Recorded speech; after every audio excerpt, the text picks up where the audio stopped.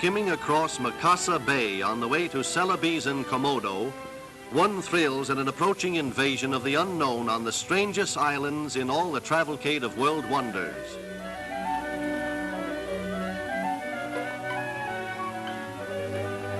The harbor is filled with weather-beaten craft that have endured for generations.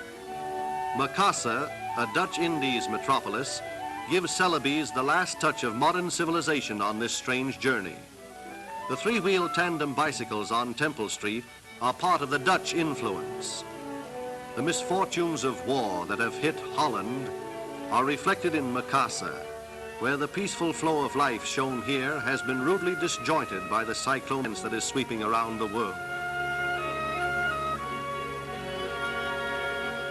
Apartment house in Celebes, where DX dwell in a ramshackle compound 300 feet long on high wooden stilts with no elevator service.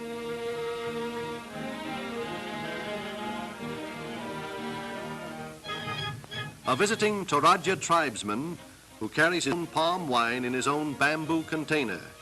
Torajans drink very little water but are never thirsty.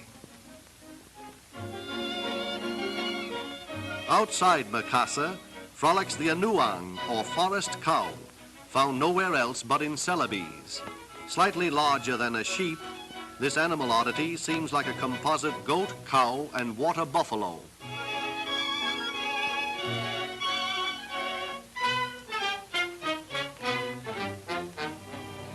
Ruins of a freak volcanic disaster of centuries ago that swallowed up a mighty river, leaving the Mata Alo a mere trickle of water 60 feet below, and the coffin boats perched high on a rocky ledge.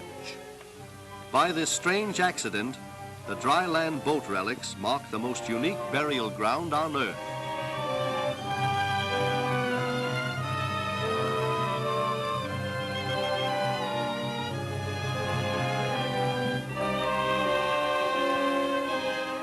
The Toraja tribes cling to this desolation with a superlative regard for their dead, whose remains are taken to repose in the rock-walled tombs close by the 500-year-old coffin boats.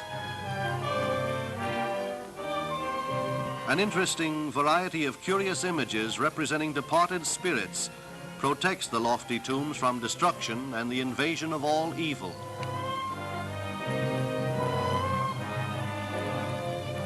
Until a few years ago, the Torajans were headhunters. In Bonaran, their chief village, they are now a docile race. The stranded boats on the rock cliff serve as the motif for the architecture of their present homes. The remarkable dances of a heathen ritual are intended to memorialize the departed of the 12 Torajan tribes, as well as to drive away the spirits of evil.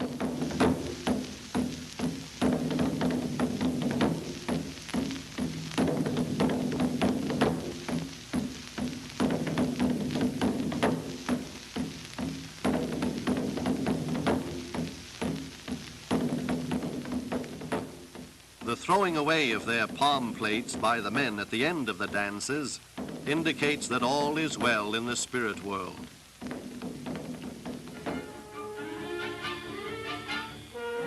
The house containing a corpse long dead and decorated with charm tokens marks the strange superstition that a Torajan dies 3 times, once at death, once while his spirit wanders, and once at his reincarnation as a bird or animal. The villagers observe the 3rd death with a feast of the dead.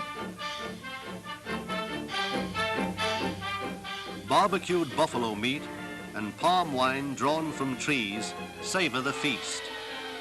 There is always a bountiful repast, and no one thinks of doing any work while the festival is in progress.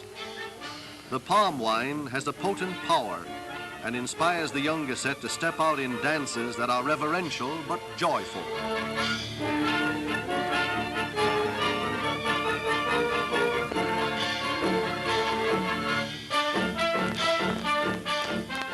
The merriment includes games as well as dancing, and sometimes a buffalo fight. After a week of drinking and dining for the dead, the mourners are most happily sad.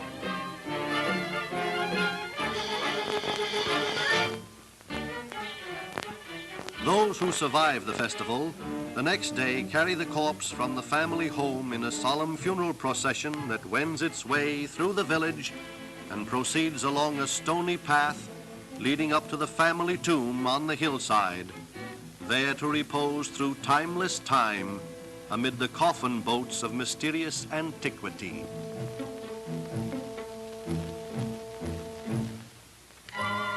Now for the thrill of a daring expedition to photograph the Varana, a fiery-tongued monstrosity. Sailing across Lea Bay and sighting Komodo Island, the only native habitat on Earth of the living dragon. Deep in the Far East, Komodo is a little island of large tails that have terrified sailors the world over. The sailors described it as a land of devils and monsters. Main street of Komodo's only village of 90 persons. Komodo means the land of fools and was formerly a prison colony. It required hours for the landing party to anchor and get everything ashore, including cameras and equipment for the dragon hunt. The morning of the big day, a tropical dawn over lizard land.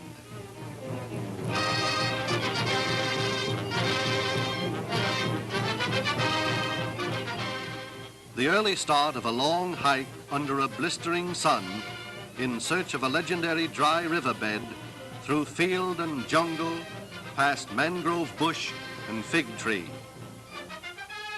Guns, material for hunting blinds and cameras make heavy pack haulage. At last, a journey to the other side of the world is almost ended. The living dragons are at hand. The Varana has survived in this stony, dry river wilderness for unknown centuries because insects, deer, wild pigs, and other jungle creatures provide him with food as they come forth to sun themselves.